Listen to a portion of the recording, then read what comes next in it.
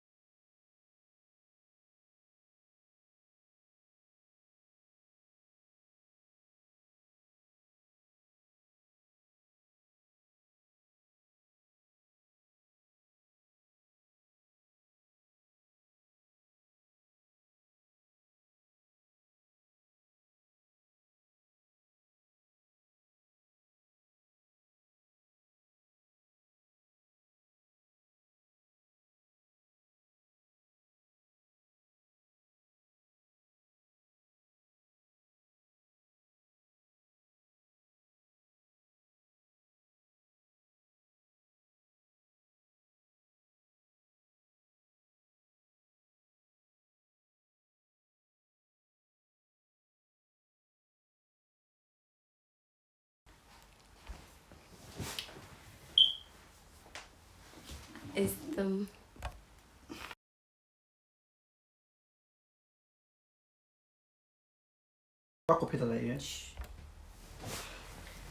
Hi everyone, and welcome to another session. We were just waiting for it to be 6 o'clock. As usual, I log in 10 minutes beforehand, so it's officially 6 o'clock and we are going to begin our session. But before we start, we need to just look through our ground rules as usual. So children come first, like we always talk about. So making sure that today's session, which is mostly about questions and asking questions, it's important we make sure we keep the children's identity as anonymous as possible. Even the name of the child's school, keeping those identities as anonymous as possible so they cannot be identified. So please feel free to ask questions. However, we want to make sure we hide children's identities. Also, we want this to be so interactive. Today, if it's going to be all about Q&A, we have to make sure we are making it as interactive as possible and we are asking as many questions as we can. Also, it's a free service. All of this is coming to you for absolutely £0, $0, 0 cities, 0 cents.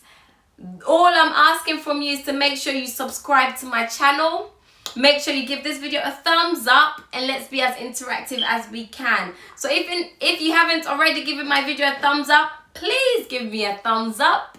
And also please share this link. Because I am live with you right now, I cannot promote myself on social media. So please do share this link to all social media platforms because I'm very sure there are many people out there who are dying for a service like this. So let's not keep it to ourselves. Let's share and spread the word. Whether it's WhatsApp, Instagram, Facebook, Twitter, just share it. Tag me or share the link. Or if you add my Instagram, Akua Dimples, the link is also in my bio. So you can signpost people to us today. And I know with the previous videos, many people have been watching it after this session. But because today's session is about questions and answers, it's really important people join us live because they'll get the most from it being here live with us today. So today, let's start with our content. What are we learning all about today?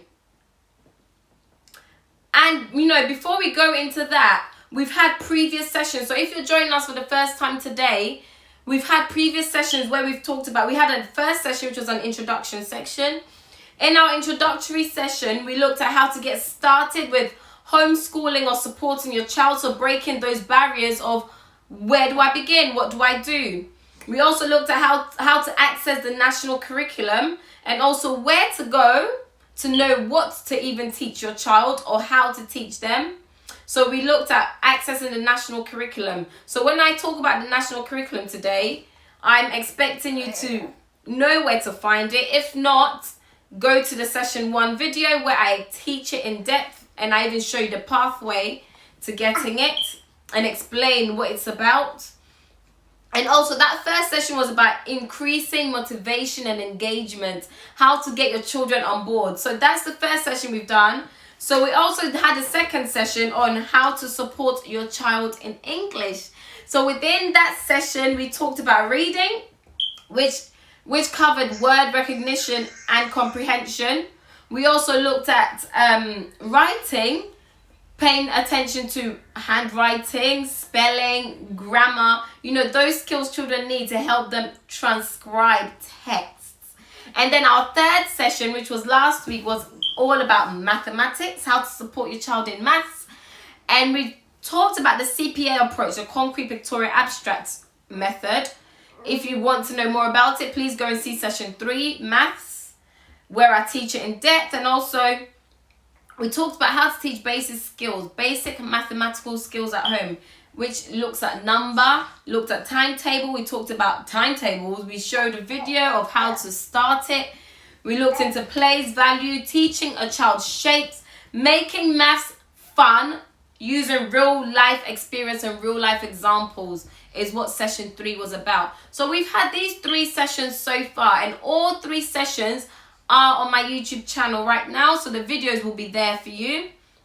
So if you did miss any one of those, you can catch up. Not now, stay with me, don't go now, stay, and maybe after the session you can catch up on the other homeschooling sessions, or should I say the other how to support your child at home sessions.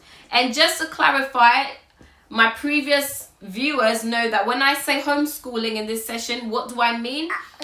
Our definition of homeschool here is supporting your child at home, running school at home, not necessarily taking your child out of school full time, because we know there are 2 types of homeschooling where some parents choose to actually take their child out of school permanently to educate them at home. When we say homeschooling here, what we mean is by actually teaching and supporting your child at home, even though they are still in full-time education within an educational establishment.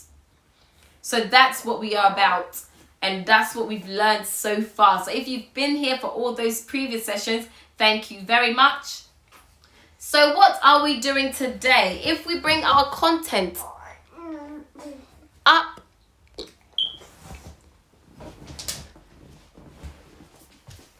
yeah, I need to find.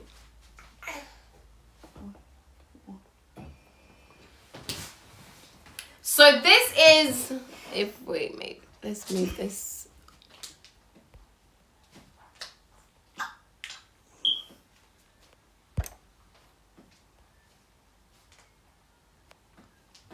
So this is our session outline for today. And in our session outline,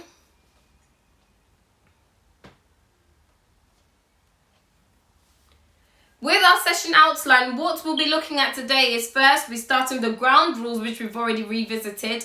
And as you can see, it's very short. It's a lot shorter than previous session outlines where we've had about 5 objectives. So today we'll just be looking at how to support in foundation subjects and how to support children with special educational needs. So we are going to just touch briefly on those 2 areas, and I want to reserve a lot of time for questions and answers. It can be relating to foundation subjects, relating to children with SEN, or it can be anything and everything. Okay, maybe not anything and everything, but within the educational system and something to do with your child and their learning. So this is what we'll be doing today, and I hope you've got your questions ready for today's session.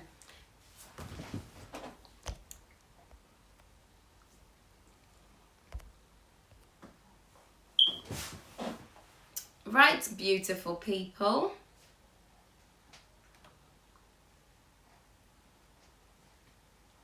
So we'll first start with how to support your child in foundation subjects / non-core subjects. So what are foundation subjects? So far we've looked at maths and English. These are usually referred to as core subjects. And science is also a core subject, even in primary and secondary. So these are your core subjects, and your foundation, or should I say non-core subjects, are subjects such as science, geography, history, art, music, design and technology, modern foreign language, which people may call it MFL, PE, which is physical education. So these are all examples of non-core foundation subjects. And I know a lot of schools and also even parents at home, we place so much emphasis on core subjects. And core subjects like maths and English are absolutely paramount and important, because without these 2, there are a lot of things in life you cannot do, including reading, which is part of the English curriculum, forming part of the core subjects. However, why is it important that we also have some kind of overview or idea about foundation subjects, the non-core subjects? And why should we support children at home with these? Because one thing that non-core foundation subjects do is it will introduce your child to a wide variety of skills and knowledge. What do I mean by that? There are certain things that your foundations, your core subjects like maths and English may not necessarily teach your child at home. For instance, creativity. As a teacher, we aim to teach maths and English in very creative way. But these course and non-core subjects, or just foundation stage subjects, will really introduce your child to creativity. An example of a subject that will bring so much creativity to light, and children enjoy being creative. They learn when something being taught to them is creative, is, for instance, art. Art is a way children can express themselves. You know, you've got abstract art. There's different types of art that may elicit different emotions. However, it allows the child to be creative in different ways. Also, non-core subjects are good for deep thinking. So there are subjects like RE or PSHE, which is Personal Social Health Education, with the incorporation of citizenship in some schools, where children get to be deeper thinkers. It raises questions where children are able to express their opinion. They may debate it. It may be in written form. And by introducing your child to subjects like PSH and RE, it develops their ability to be deeper thinkers and to be able to answer questions in a thoughtful way, because it's giving them the opportunity to think for themselves and to respond. Also, it builds great independence, because subjects like maths, the answer is always is either 1 or it's 2. So you can be either right or you can be wrong. Whereas some, not all, but most of the foundation subjects build independence in children, because a subject like art, there's no right or wrong answer. A child's drawing is subject to debate. It's subject to who is looking at it and how they interpret it, what they can get from it. Subjects like PE, I mean, it's just the child going out there, being physical, and it also helps to build them. But it builds independence in the sense that it's usually children. You can give a child a paint, a picture, and say, you know, show me your interpretation of this picture. And it gives that child the chance to just sit there on their own and do a bit of drawing, or with a little bit of direction. But they tend to promote more independence, because the child will not be second guessing themselves because they're expecting a right or wrong answer. So children tend to be more willing to be independent during those subjects. It also builds self-confidence. How good does a child feel when they've done a great piece of painting, and to them is what they have done, and it's specific to them?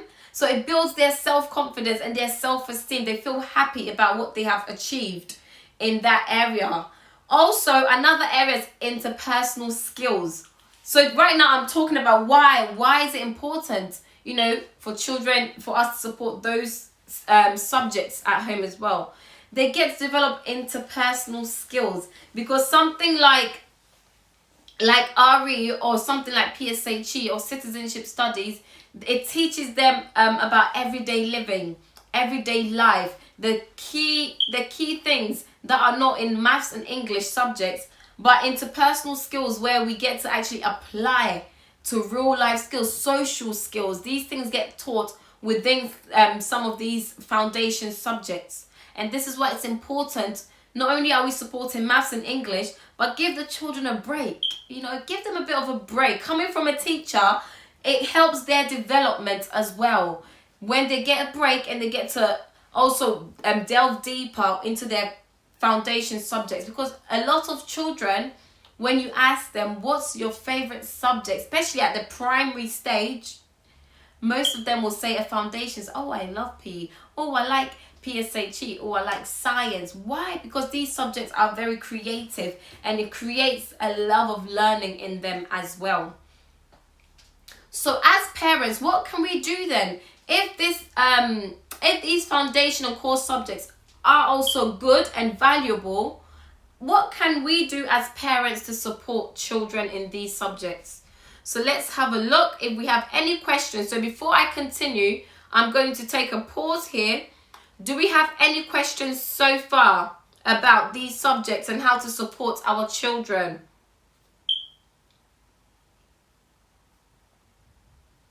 Any questions so far? So let's have a look.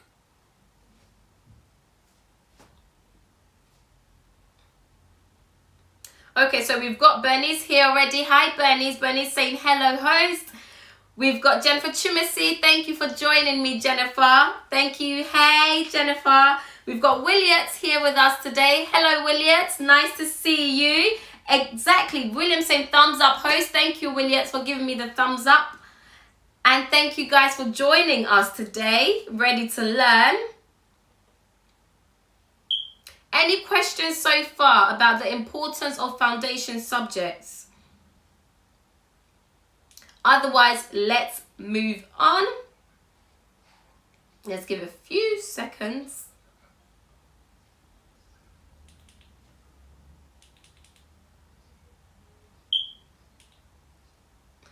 Okay. So what can we do as parents to help promote children's learning in the foundation stage within those different subjects? Right, number one is experiences. We need to give these children different experiences. And I can see some people are messaging me on WhatsApp to ask some questions. Please, if you've got questions, press the live chat button, or you can even put it in the comments. You can ask a question there and I'll be able to read it to you because I'm using my phone to record today. So give your child different experiences within those subjects. So one of those is, for instance, in science. Science is one of those subjects that you can be as creative as possible and give your child a great scientific experience.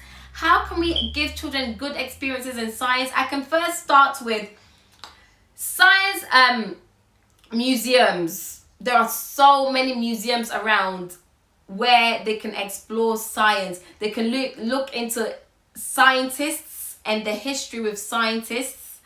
Museums are also a good place for learning about history, because a lot of history, we know about them because of what's being stored or because of old records, and most of these are typically stored in museums. So take your child out to a museum, take a trip. You know, it's a day out, but it's going to be an educational one because they're going to get to learn something from it. Also carrying out science experiments at home. And I'll give you an example. For instance, science is good, an experiment is very good when you're starting a new topic or ending the topic. So it's good at the start because they get to ask questions. For instance, if a child is going to learn about magnets, which is a topic in science in primary stage, a good entry in will be you give them a range of everyday materials. And what do I mean by everyday materials? It could be an iPad, a cup, a bottle. It could be anything, a toy, cutlery, a fork, a spoon, a knife. And you say to that child, looking at these everyday materials, can you group them? And grouping and classifying is one of the key scientific skills that children need to be able to do. So you give them those range of everyday materials and you say, can you group these into one side, which is magnetic items, and another side, non-magnetic items. So by giving a child those two options, and you haven't taught magnetism yet, it gives them the chance to think deeper. And coming back to that, what we talked about, those skills about deep thinking, the child is able to say, okay, I think this is magnetic because, I think this might be non-magnetic because. So it's introducing them to the subject of magnets. And by doing so, the child is then able to want to know more. They want to know, is it magnetic? Is it not? How do you know if something's magnetic or not? And it just makes them excited and ready to learn. So that's a good way in.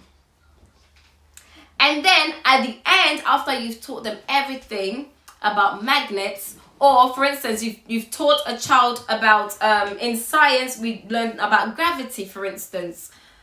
Now, you might decide, okay, let's make parachutes.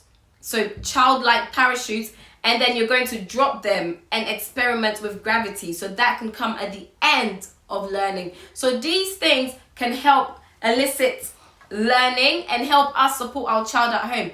We don't necessarily need to sit down behind a table and a desk with them, going through a science textbook, page for page, because we know that can be a little bit jarring as well for a child. So by entering a topic that way, it brings forth that excitement. So even if the next session you might have to sit down and then teach some to them and address some misconceptions, they are so excited to learn about that topic that they are ready to sit and learn more, because they've got so many questions in their heads based upon that entry hook you did with them at home. So give them experiences. Another example, even in art, mixing paint, drawings and artwork.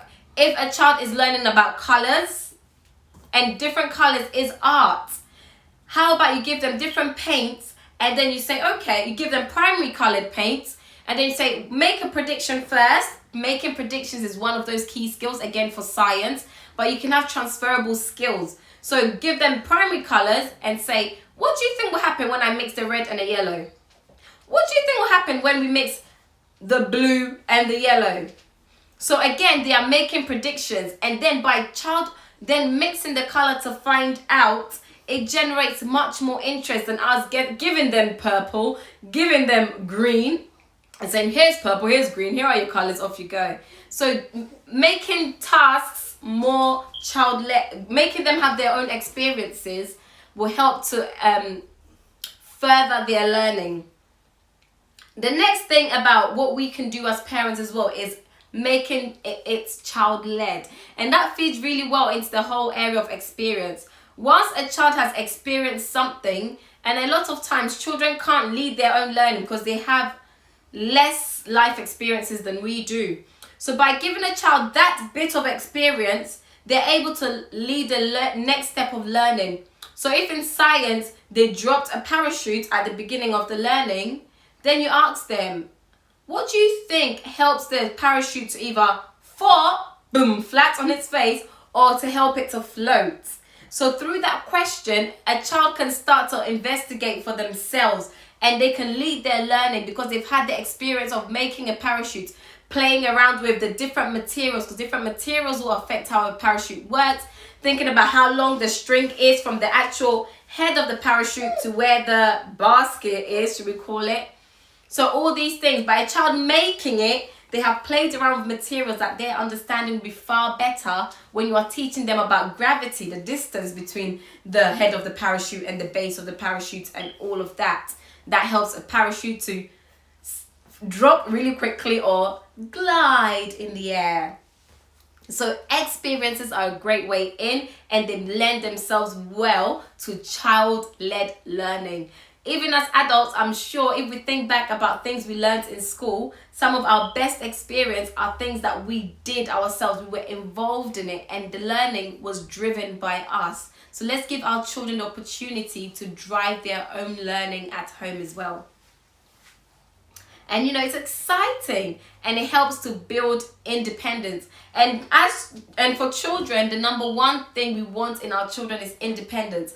Independent child learners grow up to be independent adults, and they grow up to be successful because they're used to driving their own learning and being in charge of their own learning.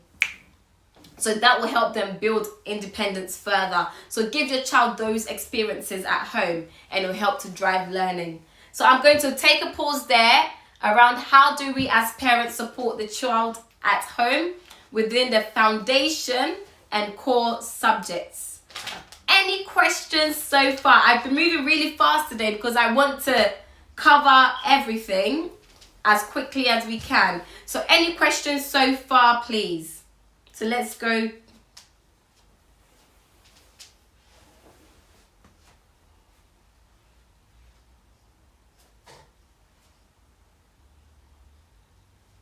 Any questions so far at all?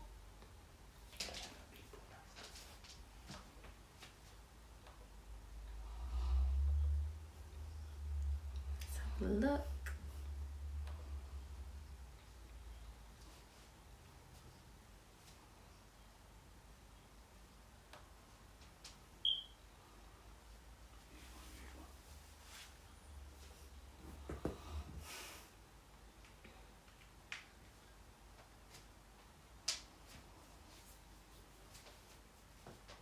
Right.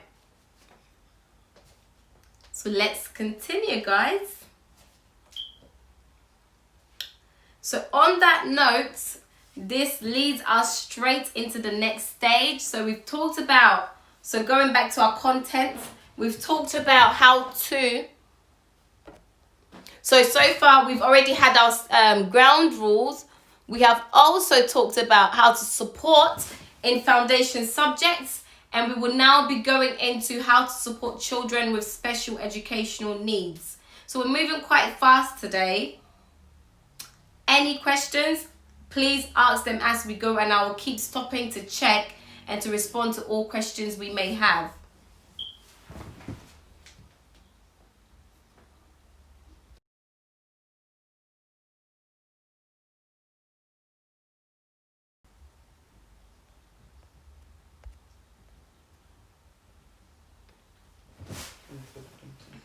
Right. So how to support children with special educational needs. Before we are able to do that, what is SEN? What is special educational needs? So there are different types of special educational needs. When we say, and as a SENCO, some of you may not know this already, but I am the SENCO of my school. It means I'm the special educational needs coordinator. And part of that is helping children who may have special educational needs. And this doesn't only refer to children with a diagnosis, as in they're diagnosed with autism, they're diagnosed with ADHD, they're diagnosed with complex needs. It may just be a child who may be struggling. So they have special educational needs in a certain subject, or there's a barrier that's preventing them from learning. So something needs to be put in place. A barrier needs to be put in place to help link that what's stopping them from learning and to make the learning more accessible to them. So in order for a child, some do have a formal diagnosis. There's a process you would have to go through to have that formal diagnosis. So sometimes a school may spot that actually this child may have a need in this area. Maybe the child might be struggling from, and sometimes it's picked up in the early years. So if we talk about early years, the children at the foundation stage, which is nursery, preschool level, the teacher might say, actually your child, for instance, may be struggling to speak. So they may call, point of call might ask a SENCO to come in. So we go in, we observe the child and we think, is this in line with the child's developmental age, where they should be? And is it getting in the way of their learning? So we'll make two decisions. Sometimes as a school, we decide actually there are things we need to put in place for that child. So we may put things in place as a school. And most times, once we do that, once the SENCO puts things in place, it's fine and the child starts to make normal progress. And then that's it. There are some children, as a school, what the school provides may not necessarily be enough for them. So it means, okay, we may need to seek outside agency advice, or we might think, okay, we need to apply to the local borough to see if this child maybe needs a certain diagnosis, or an educational psychologist needs to come in and do an observation. So these are children with formal diagnosis, and that's a little bit about the process of getting that child diagnosed. So before we are able to to support our child with special educational needs at home, as a parent, we need to know what is the child's need. Because sometimes the school might not see it, but you see something else. And there are a lot of times I am approached by parents as a SENCO where the school might say, we don't see this in school, we don't experience this with the child, but at home you are seeing something different, which is of concern, which makes you feel like actually your child may have some kind of need and they have special educational needs. And it might not be in all subjects. Sometimes it's only in a certain subjects, It might just be because they are a low attainer, but there's a need there. Or sometimes maybe a child who has been diagnosed with autistic spectrum disorders. It might be a child with ADD. So what is the child's need? Understanding a child's need within the SEN is so important, because until we know what the need is, you can put so much in place, and no two children are the same. Even normal developing children, no two are the same. Special educational children, no two are the same. They are all different. So it's so important we know what the need is. So for example, if a child has ASD or is on the autistic spectrum disorder, even that, there's a whole spectrum. There's high functioning, there's low functioning autism. So where is the child on that spectrum? Knowing where the child is and what their need is, and what their need is, that's the only way we're able to then move them forward, especially with their learning. What are some of the things? Let's say if a child with autism, they had high levels of anxiety, and they found it difficult when things are changing. And children with autism usually present themselves as, they routines. They need routines and things set in place. So if a child is on the ASDs, on the autistic spectrum disorder, and that's their need, then as a parent at home, what we need to make sure is that child has a visual timetable. A visual time, depending on their age. If they're young, can be very visual. It's a visual timetable, simply pictures of what they are doing. Based on the age, if they're very, very young, early years, it might just be 3 pictures showing them what they're doing within 1 hour. As they get older, or based on the severity of the need, it might be a picture showing what they're doing during the day. 5 simple pictures, but throughout the day. Depends on the child's need and what they are able to cope with. So visual timetable is a great tool to use for children with ASD who may have a need within routine and having a set routine.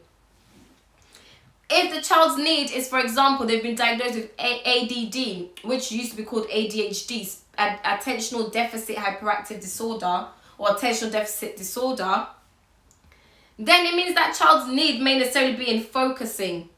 They might find it a little bit tricky to focus on set tasks, and their attention might waver even during a short task. So if that's the child's need, then as a parent, what we need to do at home is making sure, firstly, when we give that child a task to do at home as part of their learning, it's short, it's snappy, it's exciting. It's not a long-winded task that requires them to sit down for a whole hour, but they're short burst activity where they can still be able to achieve the outcome. Or if it's a task that they have to do it within a long time frame, we give them sand timers. You'll see those sand timers that you can easily get.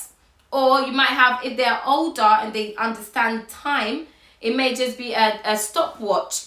Okay, I'm giving you 10 minutes to complete this much of the task. So they know that actually it's a short task, and they know they can watch the timer or look at the stop clock, 10 minutes on the task, and work at it. This will reduce their level of hyperactivity and their lack of concentration if a child has been diagnosed with ADD or ADHD. Also, one thing we need to do is we give them breaks between tasks. This is great for children even with ASD, autism, or children even on ADHD spectrum. Give them breaks between tasks. They do a sitting activity, then they may go off and do something else. A physical activity where they just go for a run, or they go for a water play, depending on their age. So giving them breaks in between breaks the tasks down, makes it a lot more exciting, and it doesn't give them the chance to get bored. And these are things that needs to be put in place based on the child's needs. So we are talking about children with special educational needs and how we can support them at home and keep them engaged. One thing I really want to stress on is work with the school, not against the school. And having children myself now, I now 100% understand how, if you are approached and told your child may be struggling in this area, you might feel. And it's such a big thing, especially within the community I come with, to be told that your child has a need and they're not developing at the age they should be.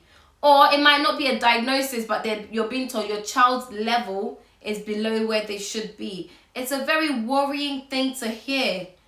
And as a parent, sometimes I see far too often parents who get defensive and they start saying, my child is fine. There's nothing wrong with my child. And a lot of times, don't get me wrong, I'm not saying schools are always right.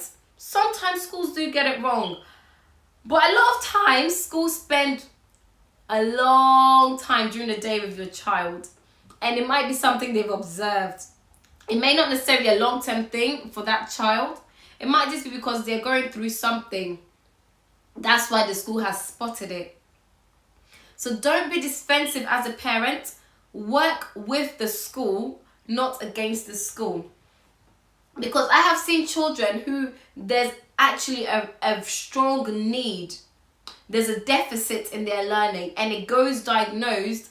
But because parents work with the school is able to put things in place, so much so that the gap in their learning is really closed within a very short period, or they're able to work at their level and actually make progress, make developmental progress, and also make progress within their learning. Why? Because the parents are working with the school, not against the school. Schools are not out to get us, so let's work with them. So if whilst working with the school, if the school's doing something in school for your child, you are, and I mentioned in our first session that you are actually allowed to email your child's teacher, your child's SENCO, your child's head teacher. You are allowed to send them an email and ask for a meeting. The school receives money and funding to educate your child. As a parent, you have a right to ask for a meeting, to ask for either some explanation about how they are supporting your child, or to help you with how you can do what they are doing in school at home as well. So if your school is doing something or they've got a system in place that is working, ask the school, what are you doing? And is it something I can do at home? Because reinforcing what the school is doing also helps to accelerate the child's progress and the progress they are going to make. So if your child is having that kind of difficulty, work with the school and exercise your rights as a parent, because your child is one of the most important things to you. So please, parents, let's make sure we work with the school. Schools are there to help, but if you are showing the school as well that actually you are taking ownership of your child's learning, they are going to make sure they are also doing the right thing and they are working at your child's interest. Because for a class teacher with 30 children, it's very easy to miss certain things. As a parent, raise questions. Or if a teacher raises questions, work with them. They're not always right, but a lot of times they know what they are talking about and they are talking from experience of working with so many other children. Work with them and find the best thing for your child together and implement those strategies at home as well. That moves me on straight to differentiation. What is differentiation? Differentiation is, for instance, if a child is working at a lower stage, or they are working at the level they should be, but they are struggling. They're not achieving where they should get. They're not getting the right level they should be hitting. There's something called differentiation. How is the learning being differentiated in school for that child, so they can learn the basics that maybe they are lacking in order to progress on to the next step? So at home, we need to look into ways of differentiating tasks. Going back to our session on maths, when we talked about CPA, concrete, pictorial and abstract methods, that's a way of differentiating learning at home that we can do as parents. If your child has been given a worksheet that they've come home with and they need to write their times tables, or they need to do division or addition problems, how can you differentiate it if you know it within yourself, my child is going to struggle with this? How do you differentiate at home? If the worksheet is just equations, that is an abstract task. The task is abstract because it's just numbers they have to work out using some kind of written method. You need to first think, within the CPA approach, am I going back to pictorial? Do I need to get my child to draw pictures to represent the equation before they can solve it? Or if you think that's still tricky, you might need to go to the concrete method, where do I need to bring in real life resources in order to help my child grasp the concept? That's what you can do as a parent to help differentiate the task. Not necessarily they're in year 2, you give them year 1 work. Give them that same year 2 work, but because their need is not a special educational needs in the sense that what they've got a formal diagnosis, but rather they are struggling in that area, give them the same task but in a different way. Like the CPA approach I taught with the maths, where they'll be able to access it better. When we talked about in the English session, if it's a piece of writing, write a story about your holiday you went on, and you think, my child is going to struggle with this piece of writing, they're going to find it a little bit difficult. What is the barrier? Don't then change the whole task and give them a year 1 level. Expect them to work at that task. However, year 2, they're required to use adjectives. They're required to use capital letters and punctuation correctly. Give the child something we called a task, a tick list, a checklist, should I say. How can your child use that checklist to help them in their learning? So you can just write 3 things you want to see them do when they're writing their holiday, their story about their holiday. I want you to use capital letters, I want you to use full stops, and I want you to use 3 adjectives to describe. That's breaking the task up and giving the child clear steps to success. So as a child, I know I'm writing about my holiday, but I'm not thinking about my grammar, I'm not thinking about my spelling, I'm not thinking about my handwriting. All my parent is asking me to do is, whatever I write about the holiday, I use capital letters, I use full stops, and I use 3 adjectives like my mum has said, or my dad, or my sibling has told me. That makes things very easy, and have it written somewhere for the child. Or if it's a child with special educational needs, you may have it as a picture. Have a picture of a full stop, what a full stop looks like. Have a picture of an adjective. For instance, if you want them to use the word beautiful, you may spell it out for them, beautiful. So if they use the word beautiful, along the way, they can give it a tick. Oh, I've used beautiful. If they use full stop, they put a tick next to full stop, say, I have used full stops in all my sentences. These help to break tasks up for children because they are still writing about their holiday, but they don't have the anxiety of feeling like I have to put all these literacy expectations in. Once that task is completed and they've met those objectives, then you might give them the chance to feel even more successful by rewriting it in neat. Or you go through it together and edit any spelling that you think is to their level. Not every single word needs to be spelled correctly. Think about their level and the words they should be able to spell. You may edit together and then give them nice lined paper and they get to rewrite it in neat as their best and post it on their wall. That's how we make our children successful, even if they have a certain need or a difficulty where there's a barrier to their learning. But actually we're still able to help that child to meet their desired targets at their right level, but they're able to access it better and their self-confidence isn't absolutely diminished. The next time the child is faced with a similar task, they have already mastered using their full stops and capital letters, so you give them a new checklist. So today we have a different checklist. We're going to, even though we've used an adjective, we're going to add an adverb to describe all our verbs, how the actions are being carried out. So you slowly move them forward. Or with some children with diagnosed special educational needs, that checklist you've given them, you may have to use it for a week, for a month, the same checklist for a week, for a month, for them to consolidate the skill. When we move things on too quickly, sometimes the child, it doesn't consolidate.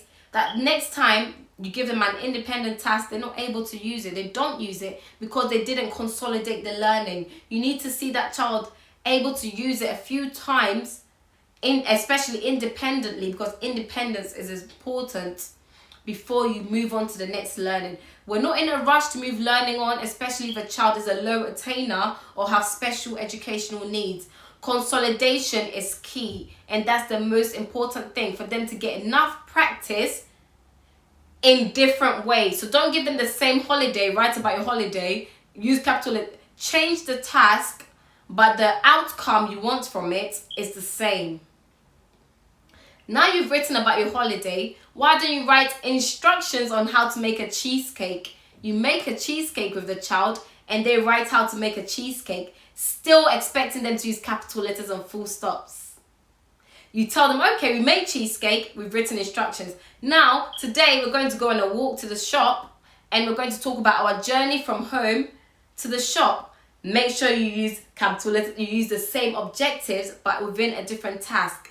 That's how you help a child to consolidate and to gain depth of knowledge. It's all about deepening their learning and their understanding, because then they're able to use it in different ways within different text types. If you want more about English, go to session 2 where we talked about it. But these are ways that you can actually differentiate tasks for your child at home if they have special educational needs or they're a low attainer.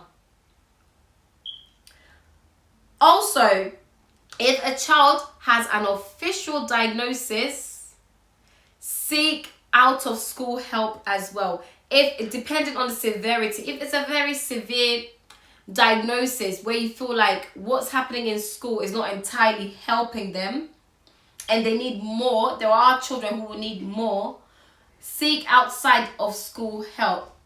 Again, in my community, we find it a little bit tricky to do that, but you are able to do this.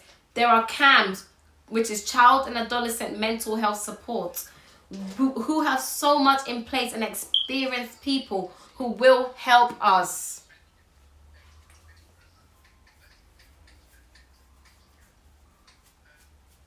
Right. I think we've got some comments. So Jennifer Trumacy is saying, great tips. Thank you, Florence and Ketsia, for joining us as well.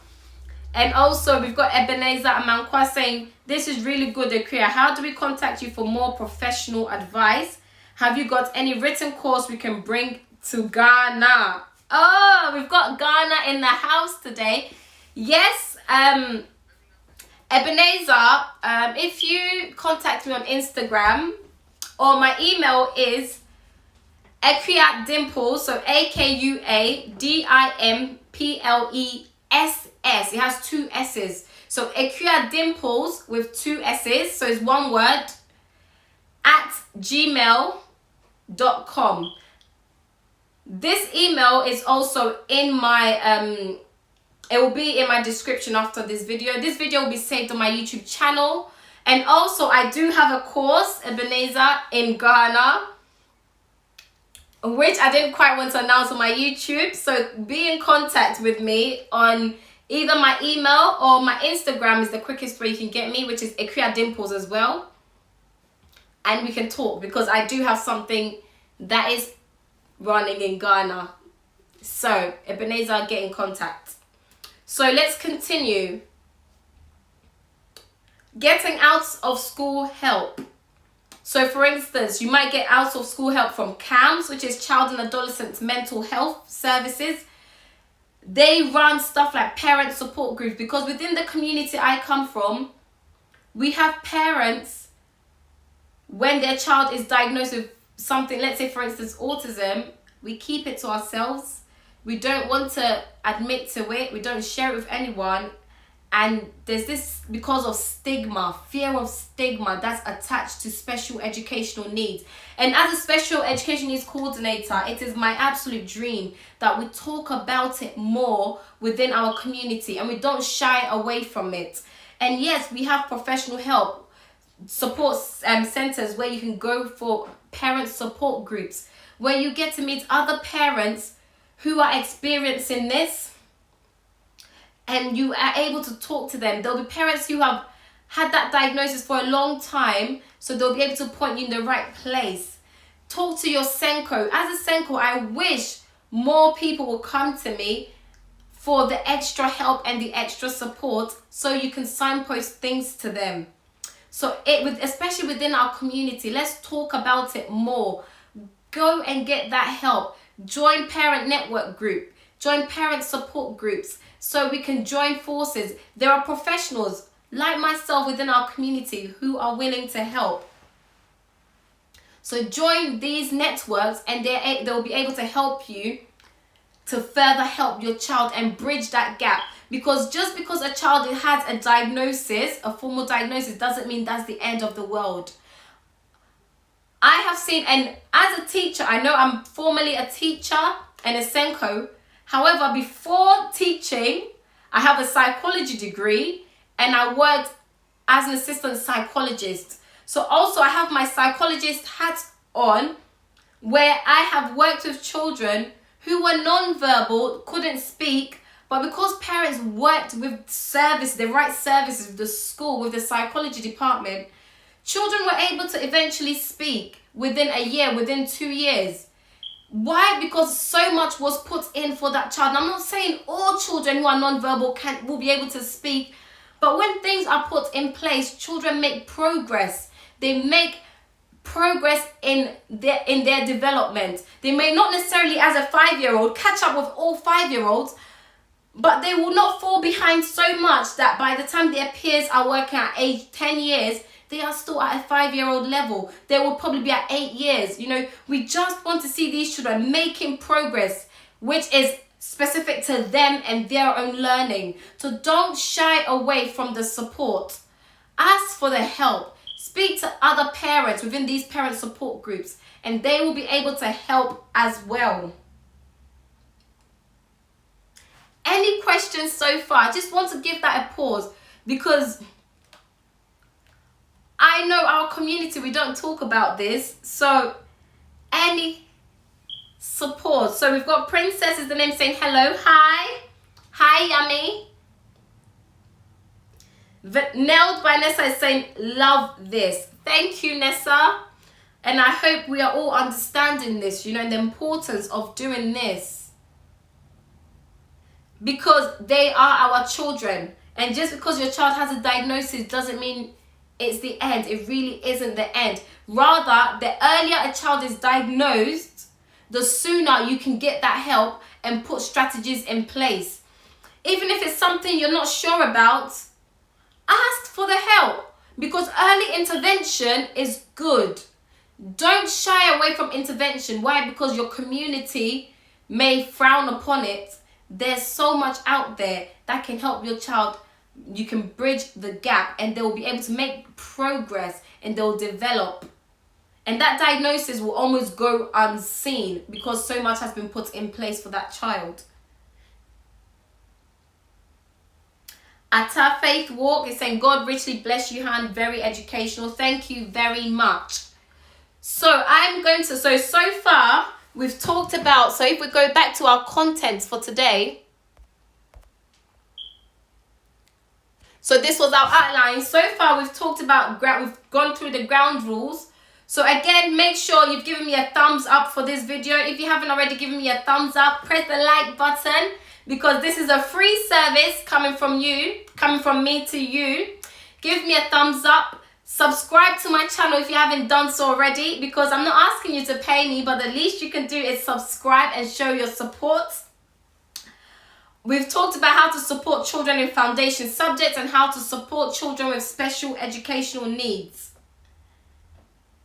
Now, before we move on, I am going to talk about gifted and talented children, because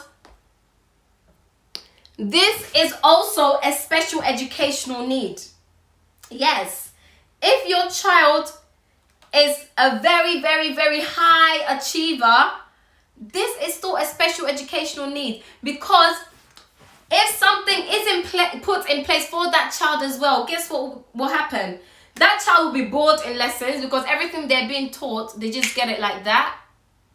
And they'll fall asleep in class. And I have seen children who are gifted and talented and are naturally gifted grow up and not do much in life. Why? Because they didn't finish education. They left school. Why? It wasn't stimulating enough for them. What can we do for our gifted and talented pupils? Please don't say my child is smart. That's it. Being smart is not enough. We have to do things for these children as well. We talked about differentiation. How do you differentiate tasks for a gifted and for a gifted child? So for our high achieving children, when they're given a task, there needs to be an element of challenge. We call it challenge. A child needs to feel like a task is going to challenge them to think more in order for them to want to engage. Because some gifted children, when you give them a task, oh. And as a teacher, I see in my class, there are kids, you give them a task and it's just like, roll my eyes. This is so easy, that they start to misbehave, and they are easily seen as a child who misbehaves. It's because that child is not working at their right level, because the task is too easy for them.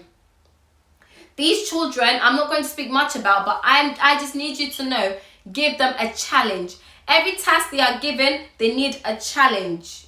So, for example, I used the example about the writing, where with a less able child, you give them a checklist that they can use. For a more able child, when you say to them, let's write about a holiday, they need to now think for themselves, what features of writing can I use to make this more, to have greater impact on the reader? That could be a challenge. If you ask them, can you write a story, an adventure story? You don't give the child a checklist for less able children. For a more able child, you ask them, what features of language can you use in your writing to make it have greater impact on the reader? That child needs to think, okay, I may have to add exclamatory sentences and use exclamation marks, because that can add an element of shock or an element of surprise. The child needs to say to you, I might add in some ellipses, depending on the child's age. Again, think about the national curriculum and what your child should be doing. If you don't know that, go to my session 1 where I taught you where to find the national curriculum. You might add an ellipsis to create suspense, because in an adventure story, children will be able to create suspense. Children will be able to create suspense, and they know suspense is a feature of certain pieces of writing. So these things are so important to help engage high achievers. When they know you are giving them that element of challenge within the task they have, that they don't feel like, oh. With my more able children, in the area of maths, for example, how do we challenge them? So, if they come home, let's say with a homework sheet that has equations for them to solve, what might you do? You might say to them, for each equation, I don't want you to solve it using number, where you're writing 1 + 2 = 3. I want you to solve the equation in words. I need you to explain in words, step by step, how the equation can be solved and how you got to your answer, explaining your reasoning. Not say, first I added 1 and then I added 2 to make 3. They need to explain their reasoning behind it. How do you know 10 add 3 is 13? Because you need them to say something like, using key words that they need to be able to hit in the maths national curriculum again. So again, go and look at how to access national curriculum. For example, I know that 10 = 3 because the number 10 has 1 tens and 0 ones. So when you look at those place value, you first add the tens place value where you've got 1 tens, but the number 3 has no tens. So 1 tens add no tens equals 1 tens, which is a 10. And then you look into the ones value. Some schools call it units, where you've got 3 ones in the number 3, but the number 10 has 0 ones. So 3 add 0 is 3. So my answer is 13 because I know that 10, add the 3, eventually you then get 13. So for them to be able to explain their reasoning, for a child solving an equation in words and they're writing it, I tell you, gifted and talented children, some still find difficult to reason because they just know it, but they can't reason. Or a challenge would be, can you prove it? I have the equation 20 add 15 equals 35. Can you prove it? So I've given, or you give them the number 15, so their answer is 15. Can you tell me what the question is? Even as an adult, it's open to a whole world of interpretation. You give the child the answer, but not the question. Can you tell me what the question is? And this is the answer. Knowing 15, a child might say 1 add 14 is 15. They are also able to tell you 11.5 add, can you see that? It's open to a whole spectrum of learning. Something as simple as that, you can even give it to a secondary school child. The number is 15, what's the question? You can give it to a college student and they will come up with different answers. So the challenge comes from the child. They will be able to then look within themselves and access the learning they know and prior knowledge, bring them all together to create 15 in different ways. That's how you challenge high achievers. So don't just say my child is smart, so I'm going to just leave them in the corner with their homework. Challenge them further and help build their knowledge even more. Don't leave them with what they already know, but always seek to help them learn more. Don't move them to year 6 because they're in year 5. Stay in year 5, but build that breadth of knowledge and breadth of learning and that consolidation. Because then, as they grow, when they meet new tasks along the way, they are so secured in what they know it left, right, turn it upside down. They know the number 15 when it's 15 pounds, when it's 15 kilometers, when it's 15 grams, because you'll be surprised.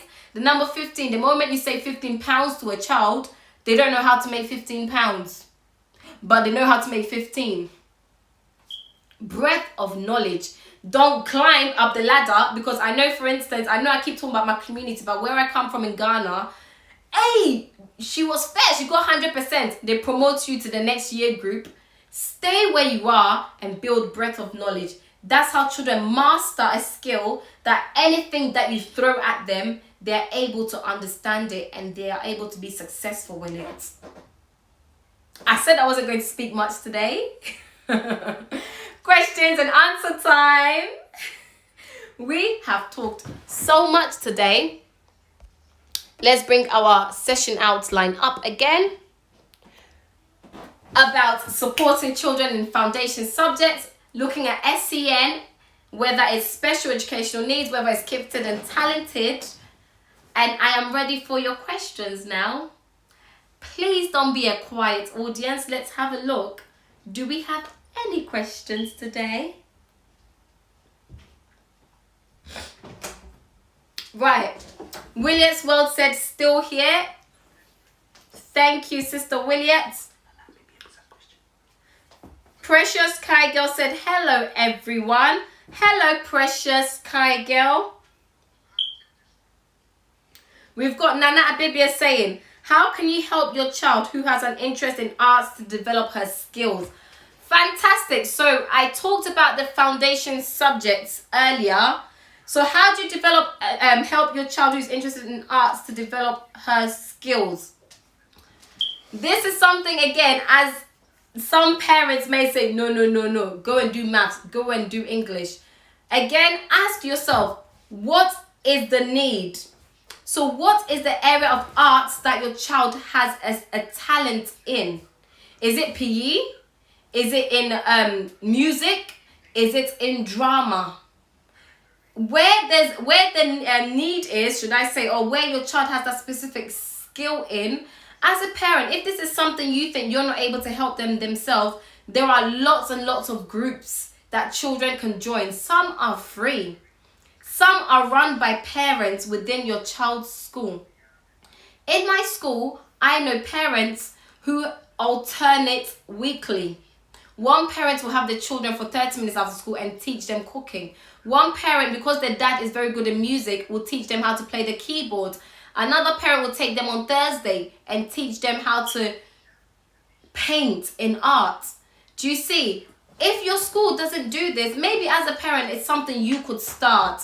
Your child knows other children in their school, in their class, who are also good in the talents they are good at. Maybe it's something you may look at with 2 parents, 3 parents, and alternate and start running these sessions for free. Alternatively, you can join other clubs outside the school who offer these sessions. Or if a group of parents think this is something that the school needs to tackle, parents coming together are able to approach the school, and the school needs to listen to the voice of parents. Is one of the requirements.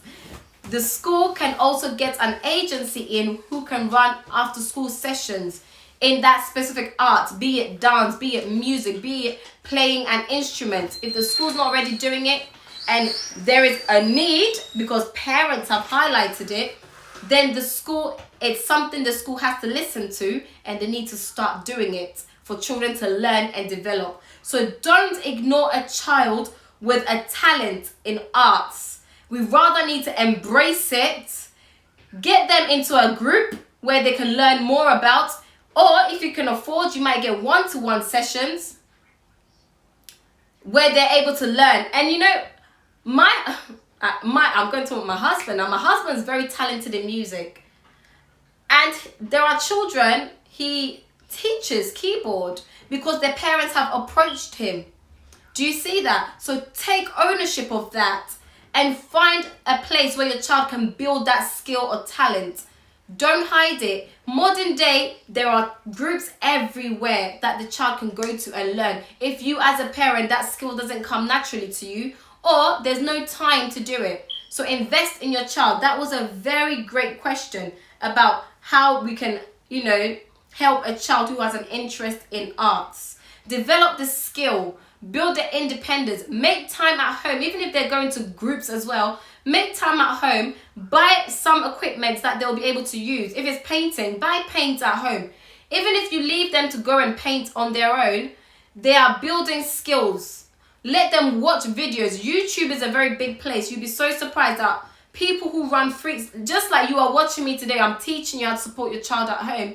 Someone out there are people who actually teach certain skills to children for free over the internet. Do your research, do your due diligence, and try to support your child further. Great question. Anything else? We've got Jennifer Chumis is saying, this was very insightful. I've learned a lot. Thank you very much. I'm glad you've learned a lot. As usual, I aspire to inspire. So if I'm able to inspire you today, we thank God for that. And I'm glad you've been able to learn something. Precious Kygo said this topic is very interesting. Absolutely 100, because we don't talk about special needs in our community. We don't talk about certain things because we just put them under a carpet. So let's talk about it more. Ata Faith Walk said, hey dear, is it advisable to get a personal tutor for my year 3 child going year 4 as she's very good? This is a brilliant question. And I'll tell you something. I don't know if it's correlational or coincidental, but my pupils in school, my highest attainers, tend to have a personal tutor outside school. It could be correlational in the sense that because they have a personal tutor, they are doing better because they're not only learning in school, because there's only so much a school can do with 30 children and 1 class teacher, and you are lucky if you have a TA in the class, and some children still have extra needs. There's so much a school can do, but with that extra support outside school, they get one-to-one or smaller group sessions. For some reason, children who are doing extra learning with personal tutors, because parents either don't have the time, and I understand, we don't necessarily have the time all the time. But if we are able to pay for someone to help, or it could be a sibling, an older sibling who can give them that extra help. Extra help is not always paying for a personal tutor. A sibling, an older sibling could be that personal tutor. For some reason, children who are getting that extra help do better. it could just be coincidence that actually children who are doing better just happen to have extra help in school. But yes, if your child is a high attainer, don't call it a day. They need to be flying later on in life. So they still need that extra input, because a teacher may not necessarily have time every lesson. I mean, the best teachers do. And in every lesson I teach, there's always a challenge for my high ability pupils, and there's always a differentiated task where my less able pupils can access, but within the same learning, which is what teachers should be doing. But I mean, it's not a perfect world, and they not all do. So you being able to put in that extra help outside of school for your child going to year 4 is fantastic. The sooner, the better. Don't wait for year 6. Year 6 is too late when they're doing their SATs. Don't wait for secondary school. If you can do it now, now is the time to do it. Because that child will be so secure, because now in year 3, they are learning things now. They are learning things that's going to form the basic foundation of their learning. And a lot of children you find in secondary school who are struggling is because their primary learning isn't secure. So if you can start giving your child that extra help in year 3 now, and they can be 100%, if not 99.9% sure that everything they are learning, they have grasped it, and they have deeper understanding, and they have depth of knowledge, they are going to fly. Anything new you teach them, they're just going to be taking it on board, because they are so secure in their prior learning and prior knowledge. So yes, at our Faith Walk, please give your child the extra support. Not only children with special education needs need the support, high flyers do too, middle learners do too. There's only so much a school can do with 30 children in each class, 28, 29. Give them the extra help. The more help they can get, the better.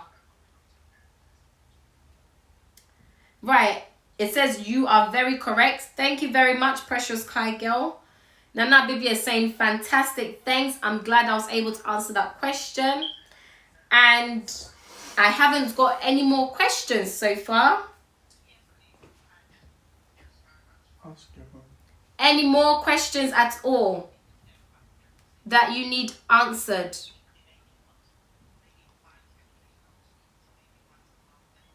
Any more questions, my lovelies?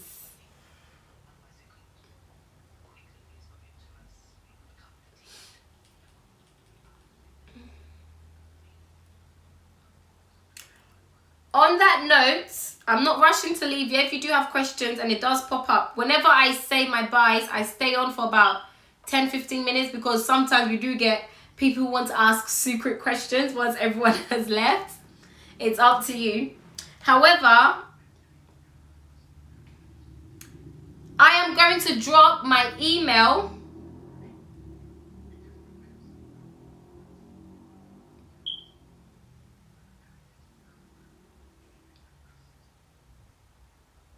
I am going to try. Actually, let's see if my husband can do it. Now you all know my husband's email, my husband's name. But I'm going to get my husband to just drop my email just down below. I'm also going to put it in the description, or just add me on Instagram, Akua Dimples. Do you know what? Let's not. I'm just going to speak it. So if I'm going to leave it to you one more time. If you want my Instagram, it's Akua Dimples, one word, AKUA DIMPLES, Akua Dimples. My email is akuadimples with 2 S's @gmail.com. Drop me a line if there's anything you'd like to discuss further. If you have any questions, make sure you watch my previous videos as well. There's nothing worse than answering a question I've answered in my previous videos.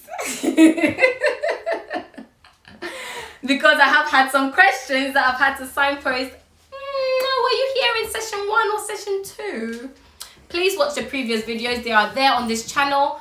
After this session, this video will also be on the channel. In case you just joined us and you arrived late, you can always go back and watch the video. It takes a while to process, but it will be there for you to also watch back. And thank you very much for joining us.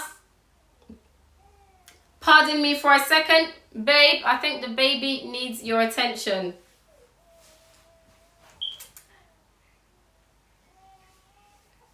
Hold on a minute.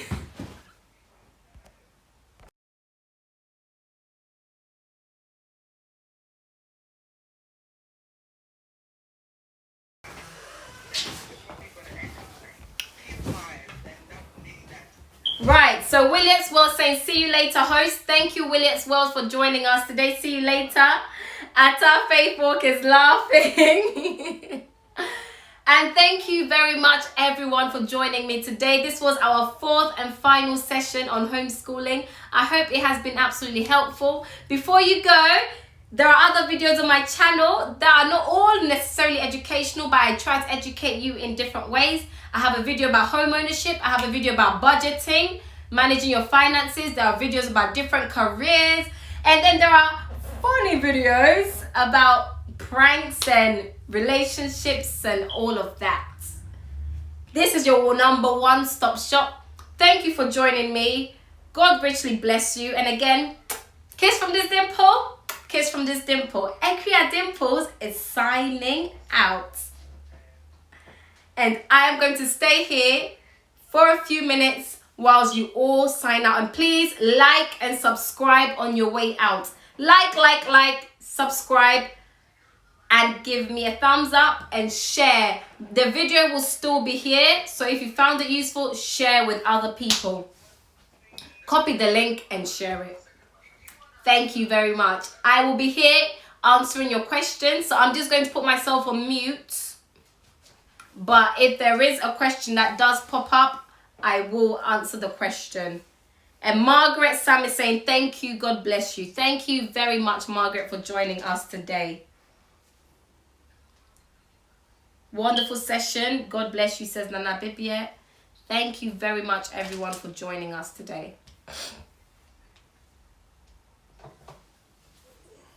I'm going to mute myself now.